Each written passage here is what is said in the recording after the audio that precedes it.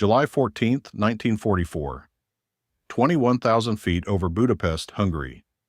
8 men inside a B-17G Flying Fortress called Mizpah, 483rd Bomb Group, 15th Air Force.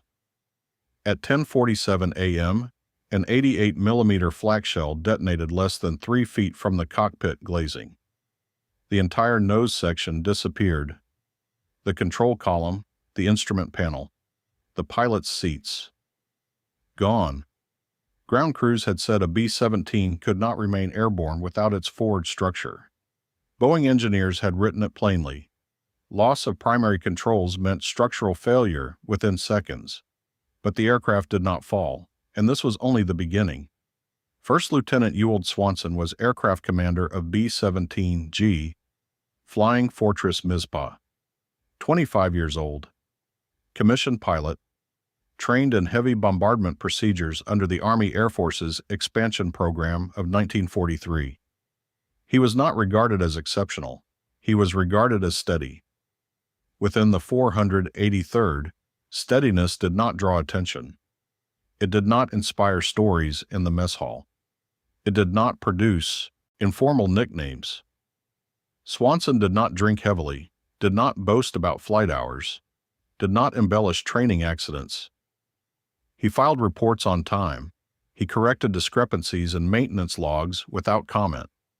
He flew formation accurately. That was the extent of the commentary attached to his name. The senior pilots preferred men with visible confidence, loud confidence.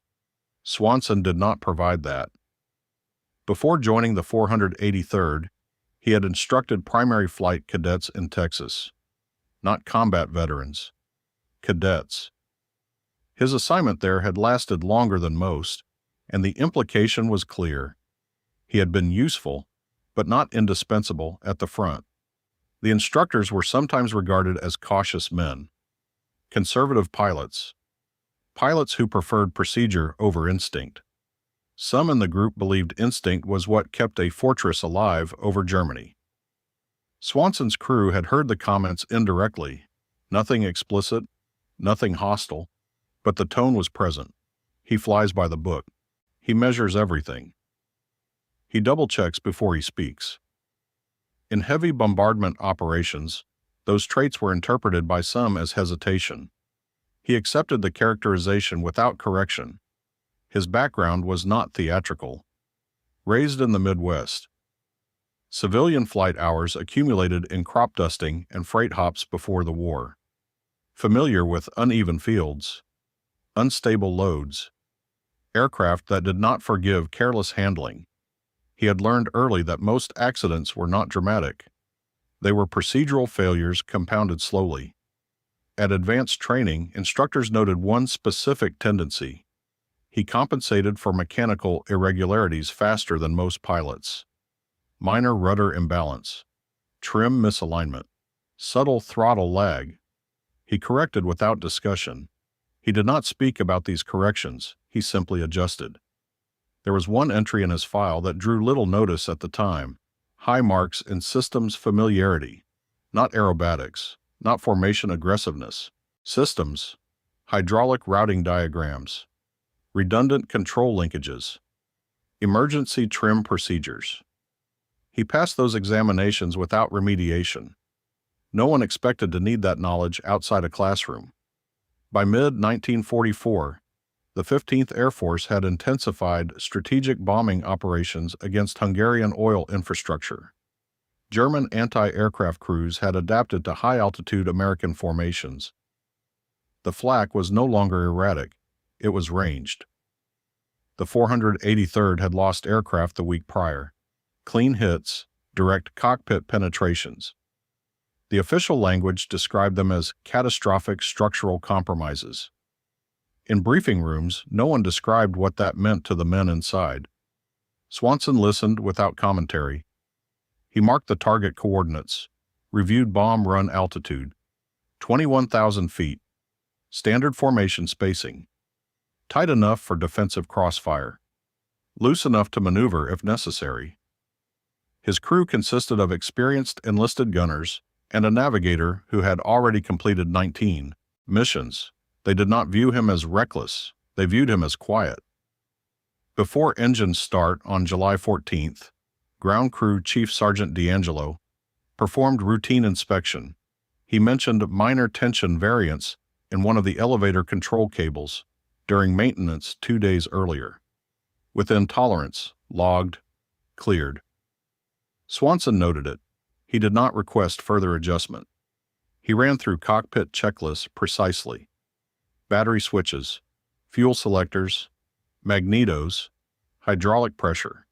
He confirmed instrument calibration himself rather than relying solely on the co-pilot's acknowledgement. Some pilots considered that redundant. He did not. During climb-out from Sturperone, formation assembly took 12 minutes. Clear skies, moderate visibility. No early interception reported. Inside the cockpit, conversation remained professional. Altitude confirmations, power settings, heading corrections. Swanson did not deliver motivational remarks. At 18,000 feet, oxygen masks engaged. At 20,000 feet, flak bursts became visible in the distance over Hungarian territory. Black blossoms suspended in the air. He observed their spacing. The German batteries had adjusted for American cruising altitude. The bursts were no longer scattered below the formation. They were centered. He did not alter course. Doctrine required maintaining bomb run integrity. Over the intercom, one of the waist gunners commented on the density of fire. Not fearfully, just observational. Swanson responded with altitude confirmation and airspeed. Nothing more. In the weeks leading to July 14th, some pilots had begun making minor deviations approaching target zones. Slight altitude variations to disrupt enemy ranging solutions. Swanson did not. He adhered to formation discipline. That adherence would remove improvisational margin later. At 10:46 p.m., Mizpah crossed into the primary flak corridor over Budapest. The bombardier prepared for the run. Bomb bay doors open. Aircraft speed stabilized. The German gunners adjusted again. The bursts tightened. Within the cockpit, no one remarked on the probability of a direct hit. It was understood. Every Fortress crew operated under the same arithmetic. The margin for survival was statistical. Swanson's training had conditioned him to rely on redundant systems. Multiple control pathways, multiple crew stations, multiple defensive arcs. He believed in redundancy. He did not yet understand that within the next 60 seconds, redundancy would be reduced to exposed steel cables and bare hands. And for the first time in his service record, procedure would not be enough. Opportunity and risk were now approaching at the same speed. Each mission returned with gaps in formation. On July 2nd, 2 Fortresses from a sister group failed to clear the target zone. Direct flak penetrations through forward sections. Loss of primary flight controls. Structural separation followed within seconds. No parachutes observed. On July 9th, a lead aircraft lost its nose, glazing, and forward bulkhead. The pilot attempted to maintain attitude through trim and throttle differential. The aircraft entered a descending roll within 30 seconds and broke apart at approximately 17,000 feet. After-action summaries were concise. Loss attributed to forward structural compromise and immediate control system severance. The conclusion was repeated in briefings. A B-17 without a cockpit could not be flown. The vulnerability was not theoretical. The nose section housed primary control linkages, instrument clusters, and pilot authority. Even when cables ran aft through fuselage channels, the pilot's interface was centralized in that forward compartment. Remove the interface, and the aircraft ceased to be controllable. German anti-aircraft crews understood this. By mid-1944, their 88mm batteries were no longer targeting engines indiscriminately. They had shifted elevation timing to detonate slightly forward of the formation path. The objective was not wing damage, it was command decapitation. The pattern was consistent. The flak bursts formed a wall ahead of the lead elements. Not random, calculated. Command did not change altitude doctrine. Higher altitude reduced fighter interception risk. It did not reduce flak accuracy. Swanson attended the July 12th pre-brief in silence, as intelligence officers reviewed new aerial reconnaissance of Hungarian battery placements. Concentrations had increased around oil refineries and rail yards. Radar-guided ranging was suspected but unconfirmed. Standard mitigation procedures were reviewed. Maintain tight formation to maximize defensive fire. Hold altitude steady to avoid disrupting bombardier solutions. Minimize deviation during bomb run. No guidance addressed the scenario of cockpit removal.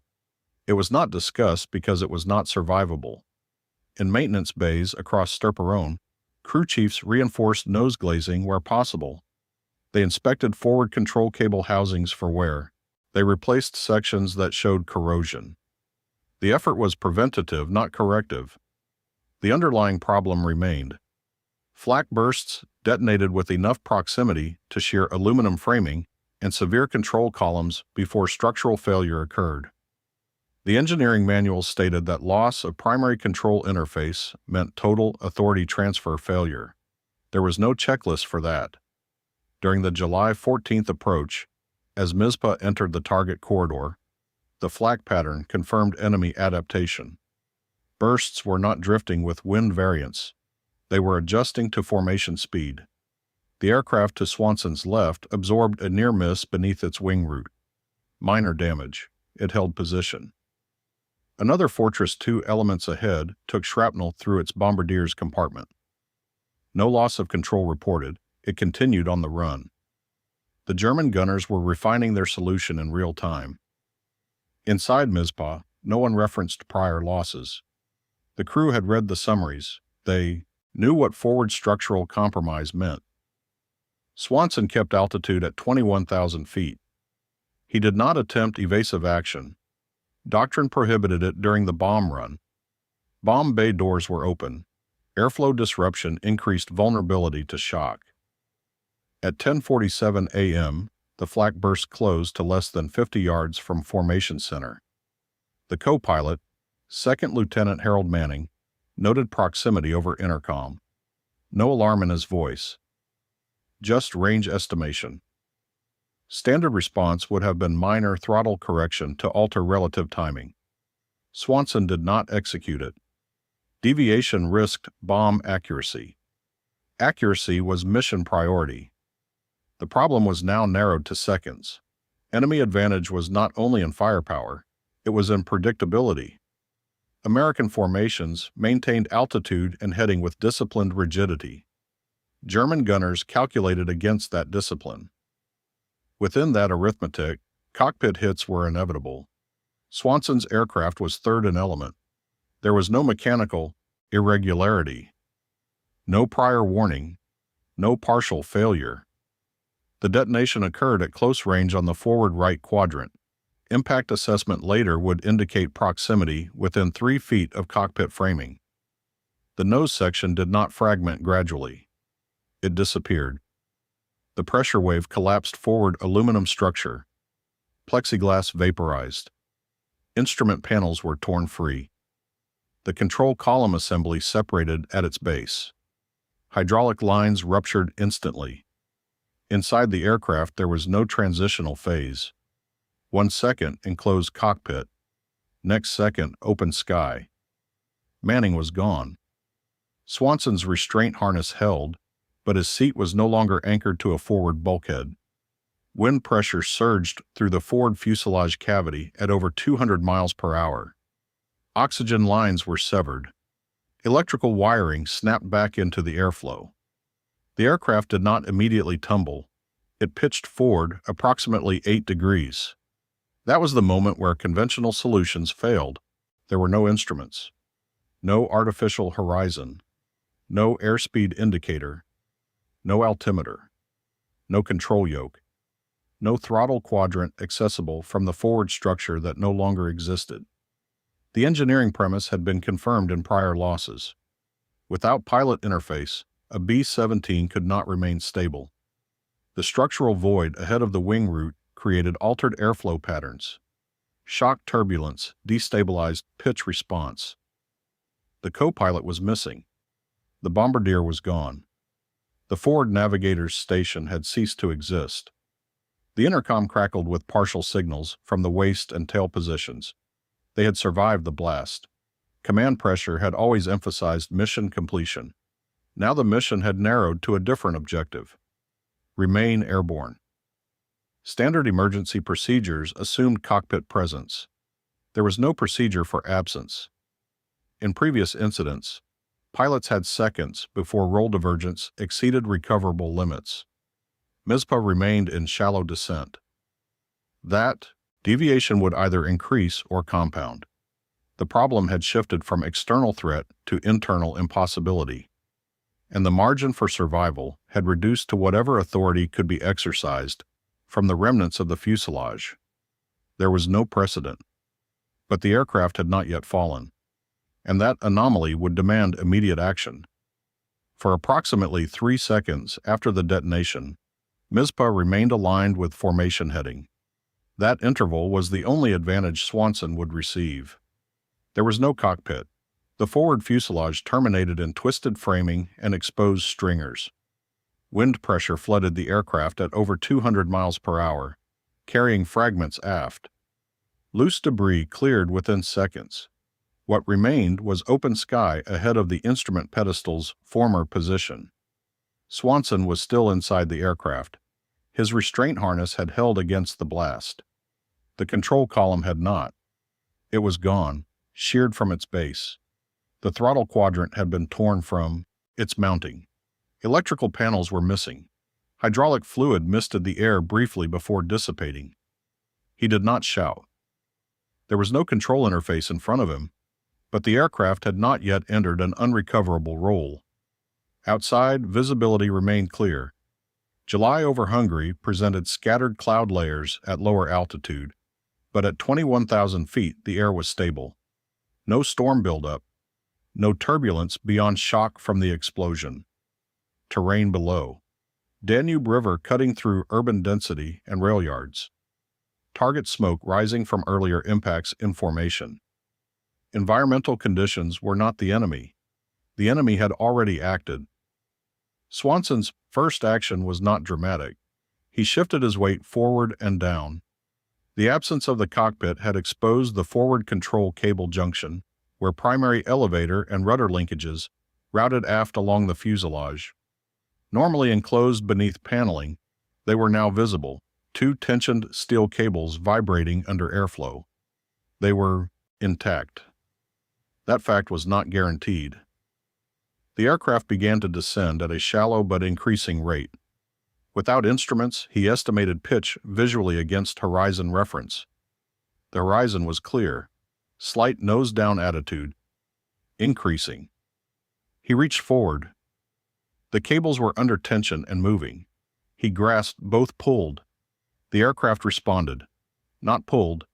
The aircraft responded. Not sharply, not smoothly, but measurably.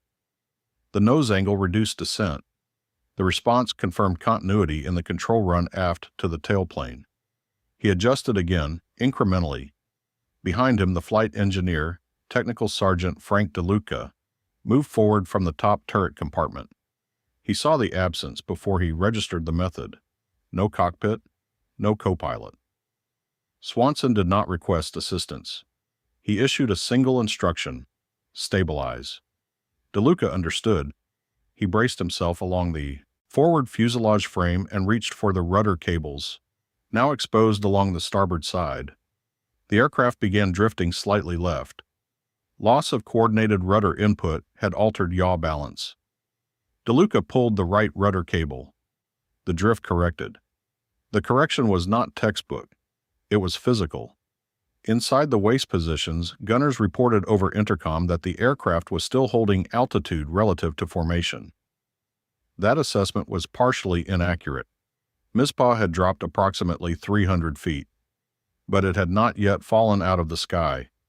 Swanson maintained grip pressure. The cables cut against his gloves. He reduced pull gradually to find neutral trim equivalent. There was no feedback from instruments, only visual horizon alignment, and airframe vibration cues. The bombardier's release had not yet been executed. Bomb run integrity was compromised. Swanson did not attempt to continue the run. He transmitted a clipped report to formation lead. Forward section lost. Maintaining control. No elaboration. Lead aircraft acknowledged. No immediate assistance possible. Formation could not break to escort without disrupting bombing sequence. Mizpah was effectively alone. This was the first isolated deployment within the larger mission. No doctrine existed for a B-17 flown by cable tension alone. But the aircraft was responding. He tested small increments: push, release, pull, mapping tactile resistance to pitch behavior. Each correction lagged by fractions of a second due to airflow disruption at the missing nose. He adjusted timing. The descent halted at approximately 20,500 feet. That stabilization constituted the first proof. The B-17 did not disintegrate. The engineering manuals had predicted immediate divergence. Instead, the aircraft entered a crude equilibrium, maintained by two men applying force directly to exposed control lines. There was no celebration. Wind continued to hammer the forward fuselage. Structural stress increased along forward bulkheads. The absence of nose mass altered balance distribution. Enemy flak had not ceased. Bursts continued around the formation. Mizpah was no longer centered in pattern, but drifting. DeLuca maintained rudder tension. Swanson modulated elevator pull. He shifted his grip to reduce fatigue onset. 10 seconds. 20 seconds. 30. This was no longer a matter of surviving impact. It was now a matter of sustaining control long enough to clear the flak corridor. The crew understood what had occurred. They did not verbalize it. The first proof had been established. The aircraft could be kept airborne without a cockpit, but holding altitude for seconds was not the objective. They would need to hold it for minutes, and the flak corridor was not yet behind them. The initial stabilization lasted less than a minute. That minute was enough for German batteries to adjust. Mizpah was no longer maintaining precise formation spacing. The slight altitude loss and lateral drift altered her position within the bomber stream. To experienced ground gunners, deviation meant damage. Damage meant vulnerability. The next flak bursts were not centered on formation lead. They were centered slightly aft and below, where Mizpah now occupied airspace. The German crews had learned. A damaged aircraft flew differently, slower to correct, less predictable in small movements, easier to bracket once identified. Black bursts tightened around her position. Inside the forward fuselage, Swanson felt the aircraft respond to each concussion. Without the nose section, blast waves penetrated deeper into the airframe. Shock rippled along exposed framing, amplifying vibration through the control cables in his hands. Maintaining grip required constant adjustment. This was no longer a question of whether he could move the elevator cables. It was a question of how long the structure would tolerate this configuration. DeLuca shouted a distance estimate to the flak boundary. 3 to 4 minutes to clear primary zone at current speed. 3 to 4 minutes holding manual tension. Swanson assessed alternatives. Standard procedure for heavy flak involved minor throttle modulation to disrupt enemy timing. But the throttle quadrant was gone. Engine control cables were still routed aft, but access from the forward station had been severed. Engine adjustments would have to be coordinated verbally with the engineer at the top turret controls. That introduced delay. Delay meant instability. He issued a command. Reduce power on number 2 and 3 by 2 inches manifold. The instruction passed aft. Throttle response lagged by seconds. The aircraft yawed slightly with asymmetric power reduction. DeLuca compensated manually on the rudder cables. The aim was modest, slightly alter speed and altitude profile to complicate enemy ranging. It was not evasive maneuvering. It was controlled unpredictability. The next volley detonated higher than the previous pattern. Enemy Countermeasure had adjusted. They were tracking vertical deviation. The margin narrowed. Swanson recalculated mentally. Bomb load still aboard. Increased drag from open nose cavity. Structural stress accumulating along forward longerons. He could not remain at altitude indefinitely. He could not descend rapidly without risking accelerated airflow through the fuselage cavity and further structural compromise.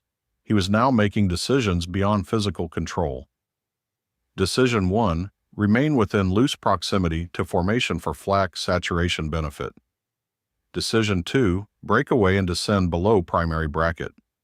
Remaining near formation offered dispersed targeting but kept him inside calibrated zone. Breaking away reduced concentration but exposed the aircraft to isolated tracking. He waited through one more volley. The bursts tightened again, closer to Mizpah than to adjacent aircraft. The German crews had identified the damaged fortress.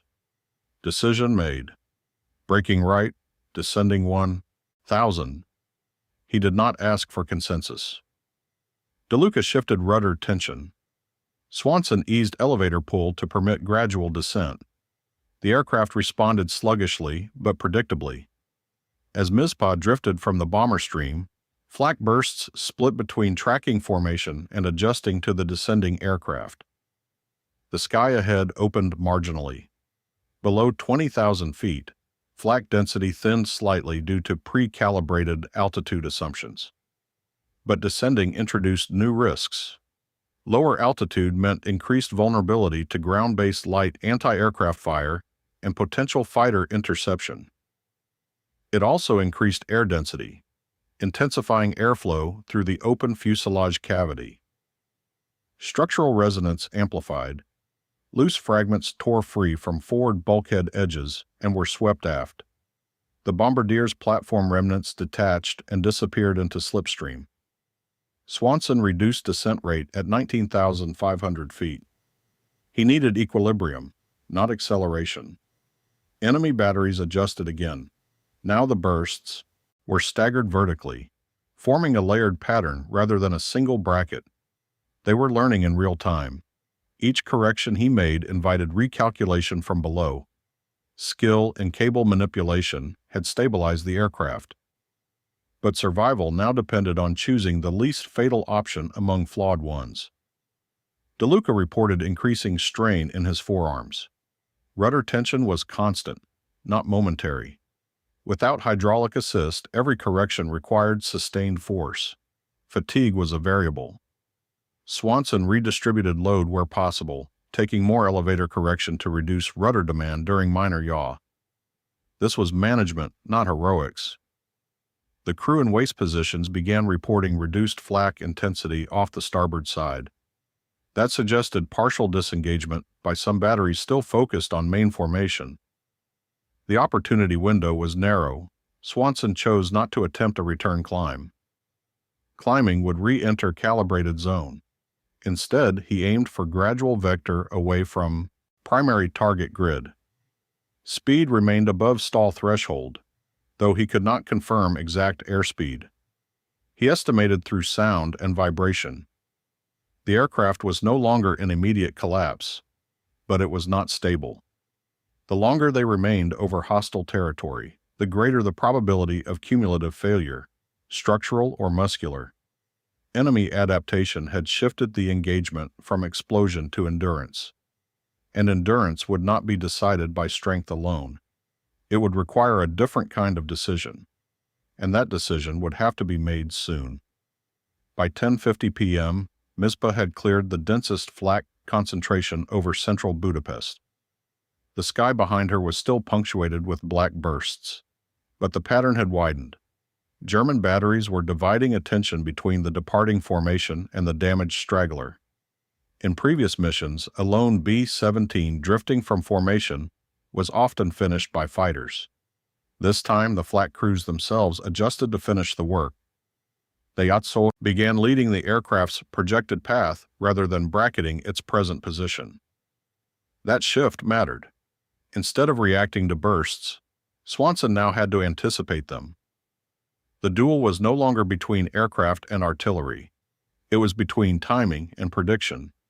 The first bracket in this new pattern detonated approximately 100 yards ahead and slightly above Mizpah's nose cavity. The blast wave struck the exposed fuselage directly. The aircraft shuddered and dipped. The German gunners were aiming not at where she was, but where she would be. Swanson observed the interval between volleys. Roughly 8 seconds. He did not have a stopwatch. He counted internally. 1001, 1002. The second bracket detonated below and forward. The ranging was tightening. If he maintained constant heading and descent rate, the third would intersect directly. He shifted strategy. Instead of holding steady corrections, he began introducing subtle oscillations in pitch, small, deliberate variations in elevator tension. Slight nose up, slight nose down, without exceeding structural tolerance, not evasive weaving, predictive disruption. From the ground, these minor altitude modulations altered timing solutions. The third bracket detonated too high. The gunners corrected again. They were learning from error. Swanson increased unpredictability, not through aggression, but through restraint. He avoided large deviations that would expose them to structural stress. He adjusted at irregular intervals rather than fixed rhythm. The duel had become mathematical. DeLuca reported strain in his left arm. Continuous rudder pressure had begun to reduce responsiveness. Swanson instructed the ball turret gunner, who had climbed forward after securing his position, to relieve DeLuca in 30-second rotations. Bare hands on exposed steel. Each man took a cable and held. This was not a cockpit procedure. It was manual labor at 19,000 feet. Another bracket detonated dangerously close to the starboard wingtip. Fragments tore through outer fabric sections, but did not penetrate spars. Consequences were narrowing. A misjudged pull, too much elevator, would risk aerodynamic stall and compromised airflow. Too little would increase descent into lower calibrated flak bands. And the German crews had not stopped adjusting. A new pattern emerged: staggered detonations, 2 seconds apart, vertically separated. They were creating a moving corridor of explosions ahead of the aircraft's likely descent path. Swanson recognized the tactic. They were baiting him downward. If he descended further to escape high-altitude flak, he would enter a pre-sighted lower tier. He halted descent at approximately 18,800 feet. He did not climb, he leveled. From the ground, that choice disrupted predictive modeling. The next volley detonated where he would have been had he continued descent. Timing pressure increased. Forearm fatigue was accumulating among the men, rotating on rudder tension. Gloves were tearing at contact points. Cables vibrated continuously under airflow, abrading skin through fabric. There was no autopilot, no trim wheel, no hydraulic boost. The only authority over pitch and yaw was muscular endurance. Swanson shifted from reactive avoidance to calculated exposure. He allowed the aircraft to maintain near-constant heading for 15 seconds, longer than before. The gunners recalibrated, anticipating pattern consistency. Then at the last possible moment before the next estimated volley, he executed a sharper-than-normal elevator pull, still within structural limits, gaining approximately 200 feet in abrupt climb. The bracket detonated beneath. Fragments passed harmlessly through the open nose cavity and out the rear fuselage without contact. For the first time since impact, the enemy had misjudged significantly. The duel had shifted. They were now responding to him. He repeated the tactic once more, holding steady longer than comfortable, then altering pitch unpredictably. Another near miss. The German batteries could not sustain indefinite recalibration without predictable input.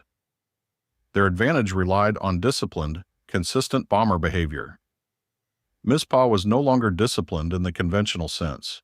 She was erratic by design, but this strategy carried cost. Each abrupt correction demanded greater muscular effort. Fatigue accelerated. Shoulders trembled. Grip strength diminished. A mistake would not mean gradual loss. It would mean divergence too steep to counter manually. The men understood without saying it. At 10:56 a.m., flak intensity decreased. The primary grid had been passed. The dual phase had not been decisive in terms of destruction. It had been decisive in survival. But survival at altitude was not the final test. They were still over hostile territory. They were still carrying structural damage severe enough to challenge engineers' assumptions. And holding a straight line home would require more than unpredictability. It would require a decision that no manual supported. At 10:57 a.m., the flak grid thinned behind them. But Swanson did not relax his grip. The most dangerous phase of structural compromise often followed apparent survival. Airframes that endured blast damage frequently failed under prolonged stress rather than immediate impact. He assessed the situation without instruments. Altitude, estimated below 19,000 feet. Heading southwest by visual orientation of the Danube's curve. Airspeed, unknown, inferred by wind pressure and engine tone. Bomb load, still aboard. That last factor altered everything. The aircraft was still heavy. A damaged B-17 could be flown with reduced mass. It could not be maneuvered effectively with full payload while missing its forward structure. He considered immediate jettison. Standard emergency doctrine encouraged it when control authority was compromised. But jettison required electrical release systems, routed through the cockpit panel. The panel no longer existed. Manual release from the bombardier's station was impossible. The bombs remained locked. He did not attempt improvisation. Instead, he recalculated. The enemy's last tactic had been predictive bracketing, anticipating steady descent. What would they expect now? A damaged bomber breaking formation would either dive to escape range or continue shallow descent to minimize stress. Both patterns were conventional. He chose neither. He leveled completely and held altitude, deliberately, visibly, for nearly 20 seconds. It was a risk. Holding steady invited recalibrated fire. But the flak pattern ahead had grown inconsistent. German crews were splitting attention between withdrawing formations and isolated stragglers. Their trap relied on predicting urgency. He refused urgency. He reduced engine power slightly, again through verbal relay to the engineer, to decrease forward velocity. Not enough to stall, just enough to alter timing intervals. A slower aircraft required new ranging solutions. The next flak volley detonated well ahead of their nose cavity. The gunners had calculated for higher speed. He did not immediately correct. He allowed the aircraft to remain slow and level longer than comfortable. Patience forced the enemy to recalculate twice in succession. Then he introduced the second step. Feather number 1 engine halfway. The order was unexpected. Feathering reduced drag on a damaged engine, but number 1 had not been hit. The purpose was different. Reducing asymmetric thrust altered yaw dynamics and projected trajectory. The aircraft's nose angled subtly without significant descent. From below, the movement appeared as the beginning of a controlled turn. German batteries adjusted left. Swanson waited. He did not complete the turn. At the moment the next predicted bracket should have intersected the new path, he restored partial throttle to number 1 and eased opposite rudder. Tension. The aircraft realigned to its previous heading. The flak detonated where they would have been had the turn continued. The trap had been inverted. He was now feeding the gunners misleading data. Apparent course commitment followed by refusal. It required restraint. A panicked pilot would have committed to sharp, evasive maneuvers. Swanson maintained minimal deviation. Every adjustment was small, deliberate, timed. The enemy's calculations depended on patterns. He removed pattern consistency. DeLuca rotated grip again, hands visibly shaking from exertion. The waist gunner moved forward to assist with elevator tension during momentary climbs. 3 men now shared control authority that normally belonged to 1. The intellectual shift was complete. They were no longer reacting to flak. They were manipulating its prediction. Swanson recognized one final trap. Lower altitude batteries had begun firing intermittently. These were lighter guns, shorter range, faster reload. If he descended too quickly now, he would enter overlapping fire arcs. The instinct was to lose altitude to escape heavy guns. He refused it. Instead, he maintained compromised altitude until clear of dense urban targeting grid. He allowed distance, not speed, to create safety.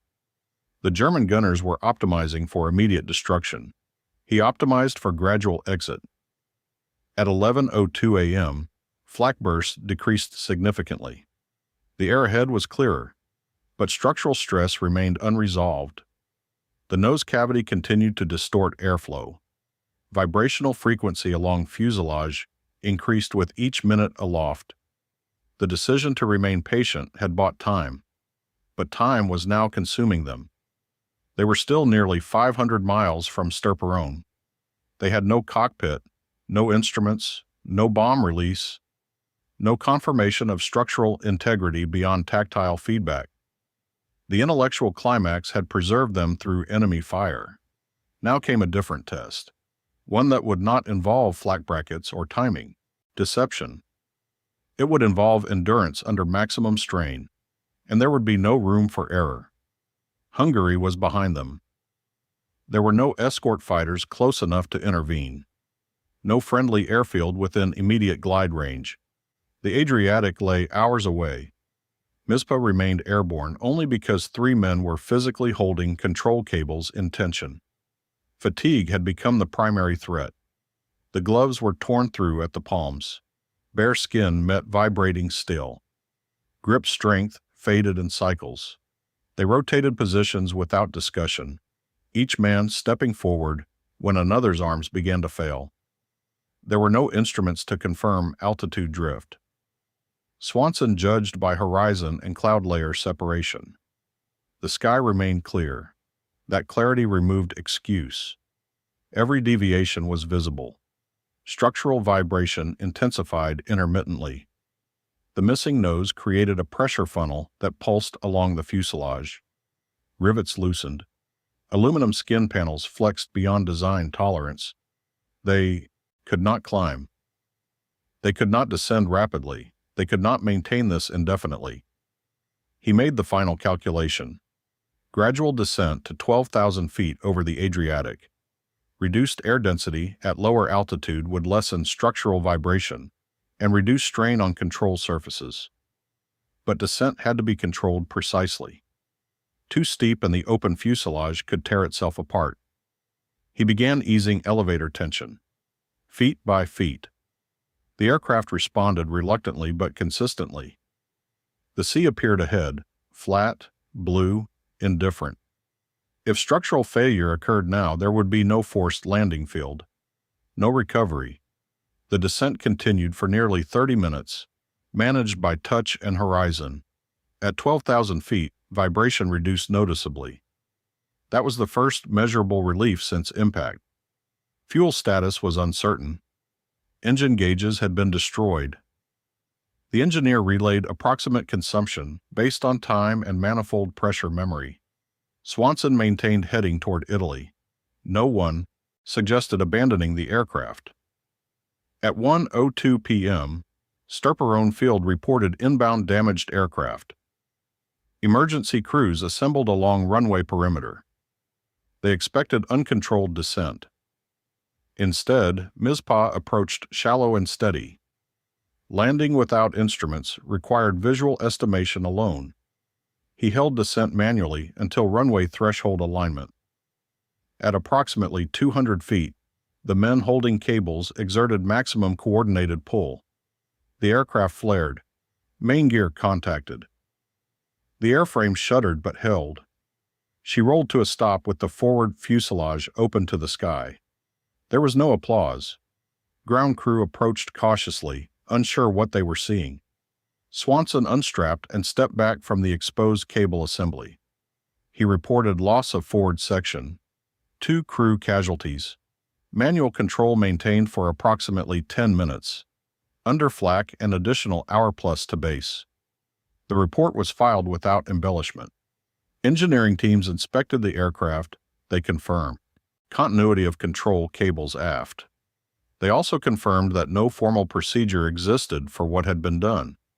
Recognition followed, medals, citations, commendations. But the tone remained procedural. Among pilots, the language shifted slightly. Not louder, not celebratory, just different. They no longer described him as cautious. They described him as precise. And the manuals were amended to include inspection notes regarding control cable accessibility and catastrophic cockpit loss. The aircraft had not been supposed to remain airborne. It had, not because of strength, not because of luck, but because someone understood the machine well enough to refuse panic. When every engineer said it was impossible, and every gun below predicted his fall, what would you have done with nothing but 2 vibrating cables and open sky in front of you?